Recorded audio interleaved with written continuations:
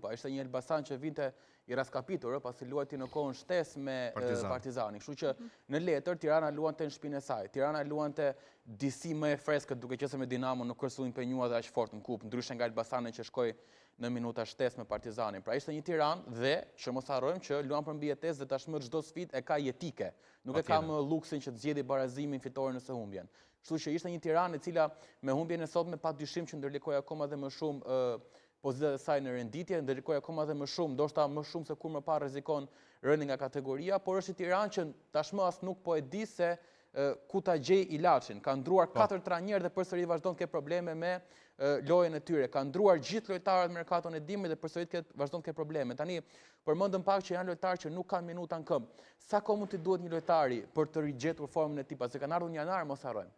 Domethënë sa kohë t'i duhet, se nëse kjo Tiranë, ndjes, nëse kjo Tiranë është bërë me lojtarë që i duhen 6 muaj të marrin formën, dhe nëse kjo Tiranë tenton të bëhet me shenjë që në deklaratë për shtyp thotë që një trajner normal i duhen 6 muaj për të implementuar te skuadra vet, atëherë kjo Tiranë është projektuar për të qenë kampion kategori të parë.